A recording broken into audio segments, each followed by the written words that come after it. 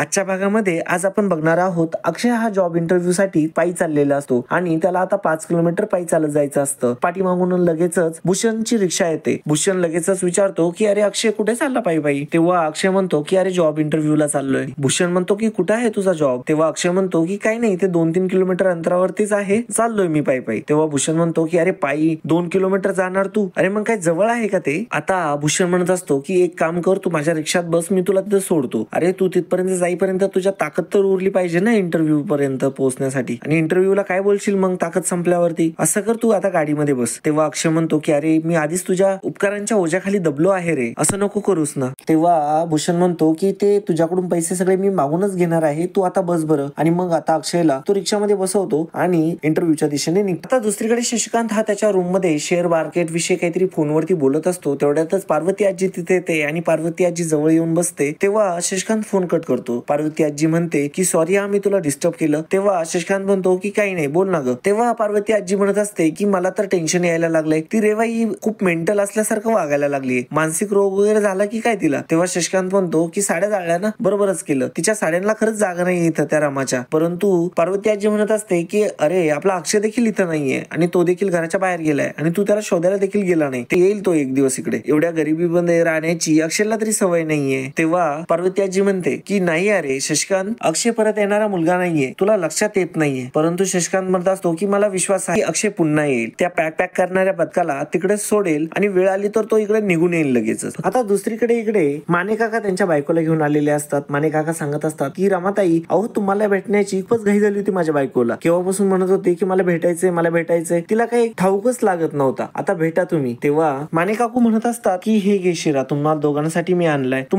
मला फक्त इतकं सांगा मी तुमच्यासाठी काय काय करू. आता तुम्ही ना स्वयंपाकाचं अजिबात टेन्शन घेऊ नका, मी तुमच्यासाठी करेल. तेव्हा रमा म्हणत असते की नाही हो काकू, अहो मी करेन ना चुलीवरती, आणि मला चुलीवरती स्वयंपाक येतो आणि खूप सुंदर चव लागते त्याची. तेव्हा माने काकू म्हणत असतात की इतक्या मोठ्या घरातून आलीये आणि तरी देखील तुला अजिबात गर्व नाहीये. खरंय, हे म्हणाले होते यांच्याकडून फक्त ऐकलं होतं आजपर्यंत, परंतु आता ते डोळ्यांनी बघितलं देखील, तुला अजिबात गर्व नाहीये पोरी, खरंच मला खूप स्वभाव आवडला तुझा. तेव्हा रमा म्हणत असते की हो काकू बसा ना. माने काका म्हणतात की आता ना तुमच्या ज्या गप्पा आहे ना त्या मारत बसा तुम्ही, मी निघतो. आणि असं म्हणून माने काका तिथून निघून जातात. आता त्या दोघी बोलत असतात. तेव्हा माने काकू म्हणत असतात की काही मदत लागली तर मला सांगा, मी काय मदत करू सांगा ना मला. खरं म्हणजे आम्हाला तुमच्यामुळे खूप जास्त मदत झालेली आहे एकेकाळी. रमा म्हणत असते तुम्हाला जर माझी मदतच करायची आहे ना तर मला काहीतरी काम सांगा ना, म्हणजे मी इथे आसपास घरातल्या घरात किंवा इथे आसपास कुठे जाऊन करू शकेल. तेव्हा माने काकू म्हणतात की तुम्हाला त्याची काहीही गरज नाही, कारण की माझ्याकडे त्यापेक्षा चांगलं काम आहे, ते म्हणजे पेन पॅक करायचं आणि टिकल्याचे पाकिट पॅक करायचं. टिकल्याचे 50 पाकिट पॅक केल्यानंतर 100 रुपये मिळतात आणि पेनाचे 50 पॅकेट पॅक केल्यानंतर 25 रुपये मिळतात. कराल ना हा व्यवसाय? तेव्हा रमा म्हणते की हो मला नक्कीच आवडेल. तेव्हा माने काकू म्हणतात आजपर्यंत तुम्ही खूप केलंय माझं कुटुंब चालण्यासाठी, आता मला काहीतरी एक संधी मिळाली आहे तर त्या संधीचं मला सोनं करायचंय. आता इंटरव्ह्यू साठी अक्षय हा तिथे पोहोचलेला असतो. अक्षयला तो इंटरव्ह्यूवर प्रश्न विचारत असतो, परंतु अक्षय म्हणतो की माझ्याकडे एकही डिग्री वगैरे काही सर्टिफिकेट नाहीये सध्या. तर त्यावरती इंटरव्ह्यू म्हणतो की मग मला कळणार कसं तू काय केलंय ते, तू सांगतो त्याच्यावरती विश्वास ठेव होय. तेव्हा अक्षय म्हणतो की मला किचन मध्ये घेऊन चाला ना, मी सगळं काय करेल. तेव्हा तो इंटरव्ह्यूअर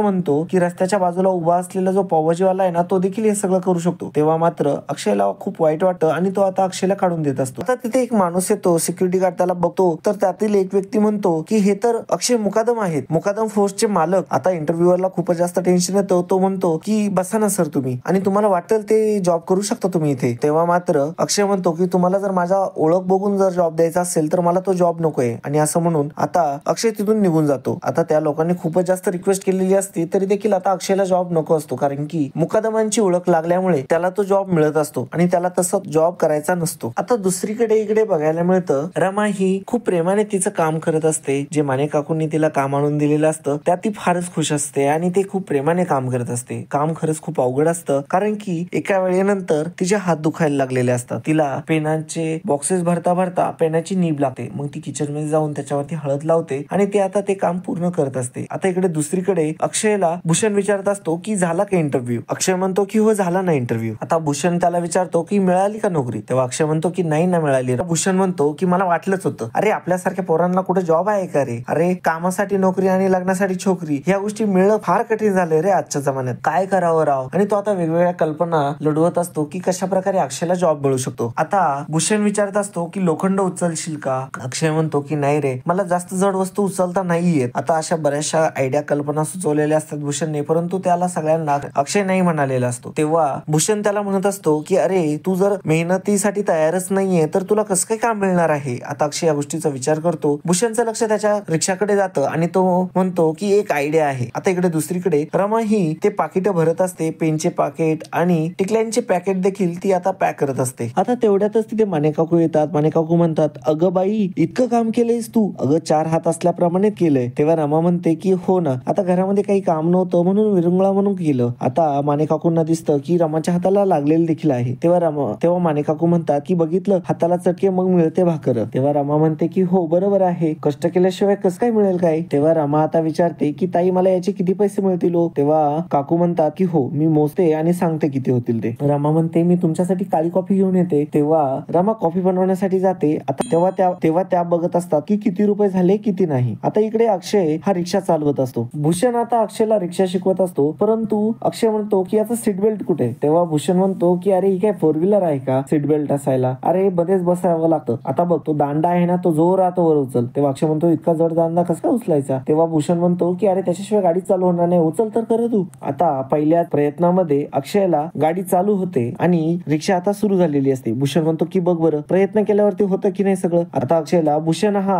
रिक्षा चालवायला शिकवत असतो. आता अक्षय रिक्षा इकडे तिकडे चालवत असतो. त्याला जरा रिक्षा व्यवस्थित चालवता येत नसते. तो जरा वायबल करत असतो आणि एका माणसाला जाऊन तो आता आदळतो. तेव्हा अक्षय म्हणतो की मी त्याला जाऊन आदळलोय की तो मला येऊन आदळलाय? तेव्हा अक्षय म्हणतो की तू त्याला जाऊन आदळलाय पण तो आता येऊन मला आदळले. आणि असं म्हणून भूषण आता गाडीच्या खाली उतरलेला असतो. आता भूषण खाली उतरतो आणि त्या व्यक्तीपर्यंत जातो तर तो व्यक्ती कोट्या बाई असतो. त्याला म्हणतो की भाई काय इथं तुम्ही कुठं? सॉरी. आता तो व्यक्ती हा भूषणच्या ओळखीचाच असतो. भूषण म्हणतो की कोट्या बाई काय इथं तुम्ही? तेव्हा तो व्यक्ती म्हणतो की काय रे, माझी रिक्षा दुसऱ्याकडे चालवायला दिली आणि पैसे कमवतोस काय? तेव्हा अक्षय विचारत असतो की कोण आहे ते? तेव्हा भूषण म्हणतो की गोट्याबाई आहे ते, त्यांची चाळ आहे, त्यांचं सर्व काही आहे. तेव्हा अक्षय म्हणतो की हे पण रिक्षा चालवतात का? तेव्हा आता गोट्याबाईला राग येतो. तो म्हणतो की अरे समजाव याला. तेव्हा भूषण सर्व काही अक्षयला समजावून सांगतो. तेव्हा आता भूषण अक्षयला विचारत असतो की तू भाडं दिलंय का गोट्या भाऊंचं? तेव्हा अक्षय म्हणतो की नाही. तेव्हा अक्षयच्या लक्षात येतं की रमा घरी एकटीच आहे आणि आता अक्षय घरी आलेला असतो तर गोट्याबाई हा रमाकडे भाडं मागत असतो आणि त्याला आजच्या आजच भाडं हवं असतं. तेव्हा मात्र गोट्याबाई म्हणतो की नाही, मला आता उद्या संध्याकाळपर्यंत सर्वच्या सर्व भाडं पाहिजे आहे. आता हे ऐकून अक्षय आणि रमाच्या पायाखालची जमीन सरकते. आता इकडे पार्वती आजी म्हणत असते की रेवा हे बघ, मी तुला एकच संधी देते. आता मी तुझी ओळख ही अक्षयची बायको म्हणून करून देणार आहे. तेव्हा याच्यामध्ये जर काही गडबड गोंधळ केला तर